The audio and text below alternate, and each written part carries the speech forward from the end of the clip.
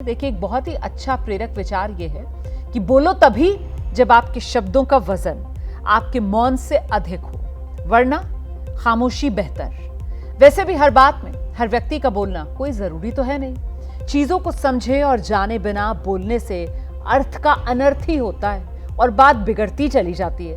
पहलगाम हमले के बाद और ऑपरेशन सिंदूर होने तक पूरा देश एकजुट। एक तरह से आज भी सब एक ही हैं, लेकिन बीच में कुछ नेताओं ने ऐसे ऊल जलूल बयान दिए जिन्होंने एक तरीके से देश के जनमानस में खटास पैदा की। इन ऊटपटांग बयानों से मन भी दुखी हुआ, कुछ नेताओं की बुद्धि पर तरस भी आया। संयोग से इनमें 3 बड़बोले नेता एक ही पार्टी के हैं और पार्टी का नाम बीजेपी है। इन बयानवीर नेताओं को आज प्रधानमंत्री मोदी ने कड़ी नसीहत दी है। सूत्रों के मुताबिक दिल्ली में एनडीए शासित राज्यों के मुख्यमंत्रियों की बैठक के दौरान प्रधानमंत्री नरेंद्र मोदी की तरफ से साफ स्पष्ट शब्दों में कहा गया, ऑपरेशन सिंदूर को लेकर नेता अनावश्यक बयानबाजी से बचें। आवश्यक नहीं है कि हर विषय पर कुछ ना कुछ बोला ही जाए। अनावश्यक बयानबाजी से पूरी तरह बचने का प्रयास होना चाहिए, ये नसीहत है पीएम मोदी दे रहे हैं। प्रधानमंत्री से आज कई मुख्यमंत्री अलग से भी मिले। इनमें मध्य प्रदेश के मुख्यमंत्री मोहन यादव भी थे। विवादित बयानवीर नेताओं में पहला नंबर इन्हीं मोहन यादव सरकार के मंत्री विजय शाह का है, जिन्हें कर्नल सोफिया कुरैशी पर विवादित बयान को लेकर सुप्रीम कोर्ट तक से कड़ी फटकार मिल चुकी है। सुप्रीम कोर्ट विजय शाह पर दर्ज हुई एफआईआर को लेकर एसआईटी बनाने का निर्देश दे चुका है, लेकिन विजय शाह अभी भी अपनी कुर्सी पर बने हुए हैं।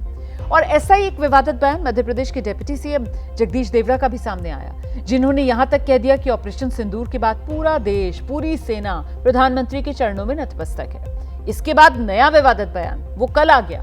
हरियाणा से बीजेपी के राज्यसभा सांसद हैं, नाम है रामचंद्र जांगड़ा। बोल गए कि पहलगाम में जान गंवाने वाले लोगों की पत्नियों में वीरांगना का भाव नहीं है। अगर होता तो वो आतंकवादियों से रहम की भीख नहीं मांगती, बल्कि वो तो उनसे लड़ जाती।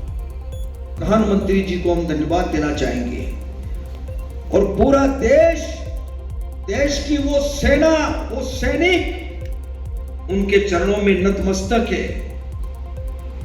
उनके चरणों में पूरा देश नतमस्तक है। उन्होंने जो जवाब दिया है उसकी जितनी सराहना की जाए, जितना कहा जाए, एक बार उनके लिए जोरदार ताली बजा करके स्वागत। जिन्होंने हमारी बेटियों के सिंदूर उजाड़े थे, वही लोगों को हमने उन्हीं की बहन भेज करके उनकी करवाई। एक बार मोदी जी के लिए जोरदार ताली बजाएं। उन्होंने कपड़े उतार के हमारे हिंदुओं को मारा और मोदी जी ने उनकी बहन को उनकी करने हमारे जहाज से उनके घर ले गए। वहां पर जो हमारी वीरांगनाएं बहन थी, जिनकी मांग का सिंदूर छीन लिया गया, अगर उन्होंने अहिल्याबाई का इतिहास पढ़ा होता तो उनके सामने उनके पति को कोई निरपराध इस तरह से गोली नहीं मार सकता था, चाहे वो भी शहीद हो जाए। वीरांगना का भाव नहीं था। वो जो मध्य प्रदेश के मंत्री हैं विजय शाह, सुप्रीम कोर्ट से 3 बार माफी मांग चुके हैं, लेकिन कोर्ट माफ करने को तैयार नहीं है। रामचंद्र जांगड़ा ने भी वीरांगना वाले बयान को लेकर सफाई दी है, लेकिन ये सफाई भी उतनी ही बेतुकी जितना बेतुका उनका बयान। अब आज ही कांग्रेस अध्यक्ष मल्लिकार्जुन खड़गे ने इस बेतुकी बयानबाजी को लेकर बीजेपी पर निशाना साधा और प्रधानमंत्री नरेंद्र मोदी को ताना दे दिया।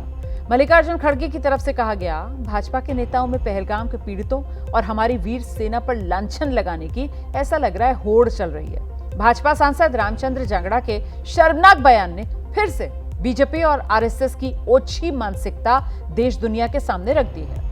मध्य प्रदेश के उप मुख्यमंत्री जगदीश देवड़ा ने जाबाज सेना का अपमान कर दिया। मोदी जी ने कार्रवाई नहीं की।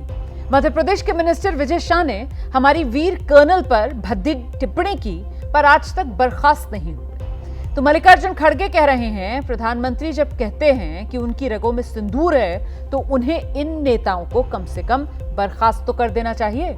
लेकिन एनडीए के मुख्यमंत्रियों की बैठक में प्रधानमंत्री ने जो नसीहत दी, उसे देखते हुए कहा जा सकता है कि बीजेपी अब ऐसे बयानवीर नेताओं पर सख्त एक्शन ले सकती है। हालांकि विवादित बयान देने वालों में दूसरे राजनीतिक पक्ष के नेता भी कम नहीं हैं। समाजवादी पार्टी के सांसद प्रोफेसर रामगोपाल यादव ने भी विंग कमांडर व्योमिका सिंह और वाइस एयर मार्शल ए के भारती की जाति बताकर विवाद छेड़ा था।